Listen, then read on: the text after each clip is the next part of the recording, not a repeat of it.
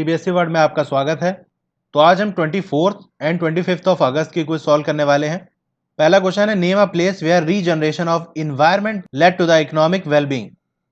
किसी एक जगह का नाम बताना है जहां पर इन्वायरमेंट को रीजनरेट किया गया, यानी जो इन्वायरमेंट डिस्ट्रॉय हो गया था उसको वापस फिर से अच्छा किया गया, उसकी वजह से उनकी जो इकोनॉमिक लाइफ थी वो बेहतर हो गई है, यानी उनके पास पैसा वगैरह आ गया, वो अमीर हो गए हैं। तो अब बहुत सी जगह हैं, लेकिन एक जगह का एग्जाम्पल आपको दिया हुआ है तो वही आप मेंशन कर सकते हैं। स्टेट ऑफ इंडियाज इन्वायरमेंट में अगर देखेंगे, दूसरा पॉइंट आपका regeneration of environment led to the economic wellbeing, तो ये स्टेटमेंट लिखा हुआ है और यहां पर एग्जाम्पल दिया हुआ है। Average annual house hold income of सुखो माजरी, यानी एक विलेज है, उसका बता रहा है कि जो एनुअल एक घर की इनकम है वो कितनी है, 10,000 से लेके 15,000 between 1979 and 1984।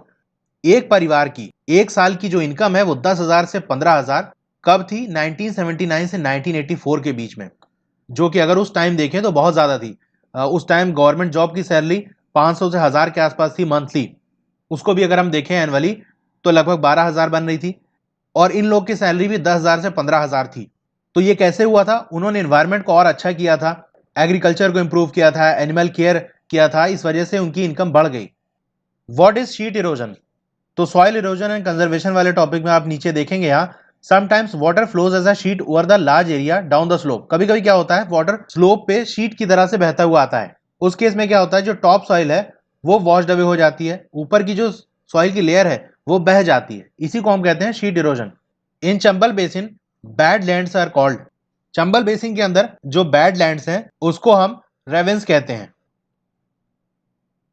The running water cut through the clayey soil and makes deep channel as, जो जब पानी बहता हुआ आता है और जो क्ले वाली सॉइल होती है उसमें एक चैनल बना देता है, पतला सा रास्ता टाइप का बना देता है, तो उसे हम गलीज कहते हैं।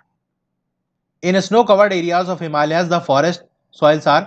हिमालय के वो इलाके जहां पर स्नो से कवर रहते हैं वहां पर जो फॉरेस्ट सॉइल है वो क्या होती है, एसिडिक बेसिस सैलाइन। तो भैया एसिडिक होती है, बेसिक वाला गलत है, आपकी बुक में भी लिखा है।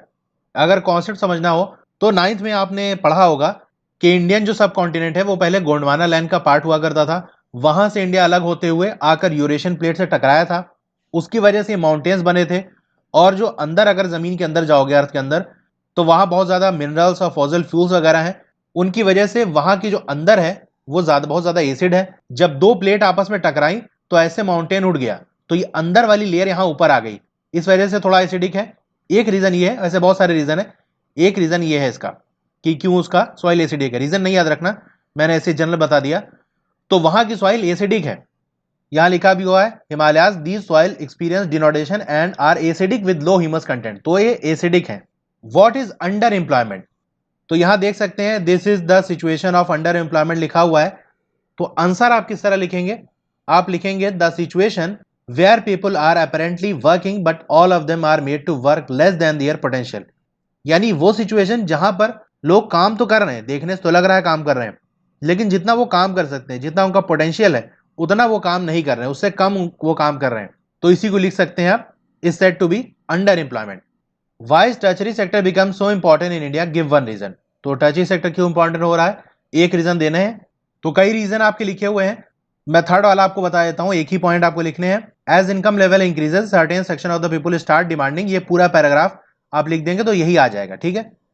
In India there is a shift in importance of the sector in terms of GDP share and employment share.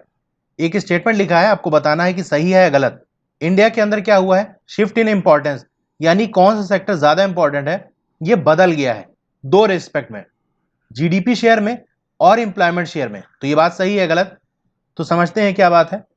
ये दो ग्राफ आपको दिया हुआ है, जीडीपी शेयर का दिया हुआ है और ये एम्प्लॉयमेंट शेयर का दिया हुआ है। जीडीपी शेयर यानी किस सेक्टर से कितना पैसा आ रहा है ये देखा जाएगा इसके अंदर। तो प्राइमरी से 40%, मैंने बहुत अच्छे से समझाया इसको, मैं यहां शॉर्ट में बता रहा हूं। 40% प्राइमरी से आ रहा था, अगर और पहले चले जाएंगे तो ये लेवल और ज्यादा था, यानी पहले प्राइमरी ज्यादा इंपॉर्टेंट था जीडीपी के मामले में, लेकिन अब देख रहे हैं प्राइमरी कम होता जा रहा है और अब आपका इंपॉर्टेंट कौन सा है, टर्चरी है। तो यहां तो शिफ्टिंग हुई है, जीडीपी शेयर के अंदर शिफ्टिंग हुई है, लेकिन एम्प्लॉयमेंट के बारे में देखें तो जितने लोग यहां पर नौकरी कर रहे थे, पहले 74% लोग प्राइमरी सेक्टर के अंदर काम कर रहे थे, तो प्राइमरी सबसे ज्यादा इंपॉर्टेंट था। भाई जहां जितने लोग ज्यादा काम करेंगे वही ज्यादा इंपॉर्टेंट होगा। और आज भी प्राइमरी के अंदर ज्यादा लोग काम कर रहे हैं, 49% प्राइमरी के अंदर काम कर रहे हैं। तो यहां प्राइमरी के अंदर, तो यहां तो शिफ्टिंग हुई है, प्राइमरी टू टर्चरी हुई है, लेकिन यहां पर कोई शिफ्टिंग नहीं हुई, प्राइमरी था प्राइमरी है। तो ये स्टेटमेंट जीडीपी के लिए तो सही होता, लेकिन एम्प्लॉयमेंट शेयर के बारे में स्टेटमेंट गलत हो जाता है, इसीलिए ये फॉल्स वाला ऑप्शन सही होगा। और ज्यादातर लोगों ने ट्रू लगाया है, जो कि गलत है। What is MNREGA? तो इसका आंसर में सबसे पहले तो आप फुल फॉर्म लिखेंगे, Mahatma Gandhi national rural employment guarantee act 2005, या बस खाली एक्ट तक लिख देना। उसके बाद इसके बारे में थोड़ा सा लिखना है, under MNREGA 2005 all those who are able to, वो लोग जो इस लायक हैं और उनको जरूरत है वर्क की, रूरल एरियाज की बात हो रही है, तो उनको गारंटी है कि 100 दिन का काम मिलेगा। ठीक है, सरकार की जिम्मेदारी है। और if government fails to its duty to provide employment, अगर कोई काम है ही नहीं, सरकार कहेगी भैया हम कहां से काम दे, है ही नहीं काम, तो फिर अनएम्प्लॉयमेंट अलायंस दिया जाए, यानी बेरोजगारी भत्ता दिया जाए, कुछ पैसा उनको दिया जाए। ठीक है, तो ये चीजें पूरी लिखनी पड़ेंगी। Okay, thank you.